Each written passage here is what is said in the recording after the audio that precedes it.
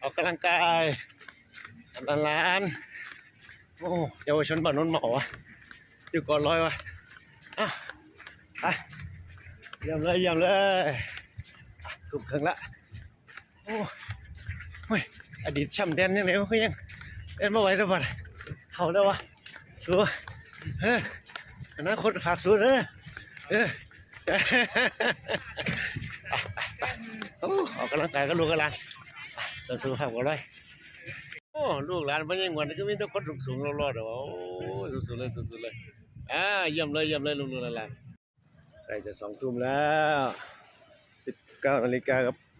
15 นาทีละก่อนที่เขาจะปิดสะพานพาลูกพาหลานปิดเทอมลงมาเล่นน้ำลุงดูศิราชาโอ้รูปหลังดีเลยจ้ะหุ่นนักกีฬาเลยวะ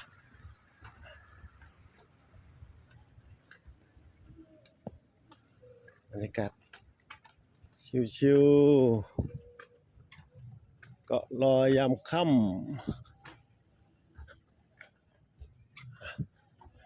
สะพานเฮ็ดขึ้นไหมมีสีสันสวยงามสีม่วงสีขาวมีความหมายนะครับ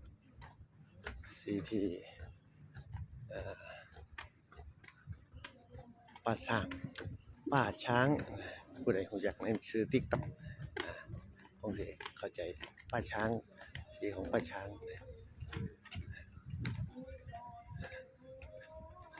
เยี่ยมเลยชิวน้ำทะเลเมื่อสักคู่ลงแต่ตอนนี้เริ่มหนุนขึ้นแล้วเป็นไงมึงบรรยากาศออกกำลังกายดีป่ะดีกับบ้านเขาป่ะสิ่งแวดล้อมดีป่ะ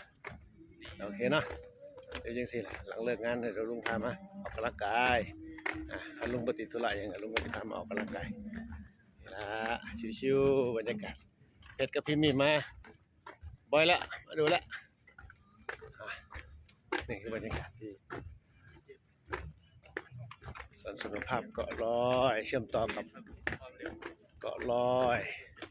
นู่นจอดรถเลย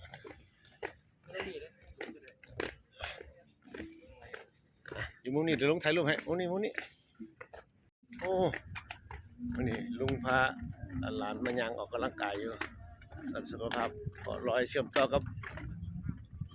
เกาะลอยแล้วบัดนี้ทางสะพานขาวสะพานม่วงสิอันนี้ขึ้นมาใหม่งามดีอากาศก็ดีมักบ่บรรยากาศบัดนี้เห็นปะเดี๋ยวมือรุ่นมาอีกมือใหม่มาอีกย่างไปก่อนเลยก็เลยบรรยากาศปิดเทอมโอกาสพิเศษผมพามาออกกำลังกายคือยาพิเศษยอดเยี่ยมเลยโอ้2 ทุ่มแล้วบ่เนี่ย2 ทุ่มแล้วโอ้ยลูกหลานพ่อใหญ่งวนจังได๋มันคือยังมีแต่คนสูงๆเด้อวะมาเที่ยวเกาะลอยมื้อนี้ยามแลงเกาะลอยยามค่ำ2 ทุ่มแล้ว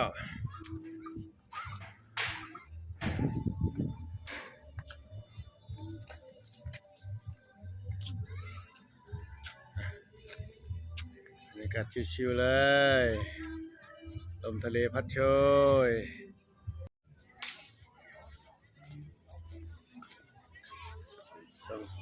เกาะลอยในการออกบูธทุกคนมานั่งเยอะเลยยังไงเนาะนี่เนาะตัวเล็กน่ารักจังเลยลูกไปไหนมาไก่เนาะนี่เนาะน่ารักจังเลยลูกชิวๆเลยอยู่สุขภาพก่อนร้อยแล้วก็เชื่อมต่อพื้นที่ก่อนร้อยเยี่ยมเลย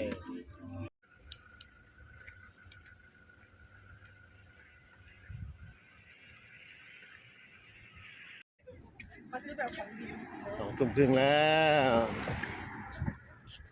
ส่วนสุขภาพเกาะลอยกับสะพานที่เชื่อมต่อจากสวนสุขภาพเกาะลอยไปยังพื้นที่เกาะลอยเดินเล่นเพลินๆดีลมทะเลพัดโชย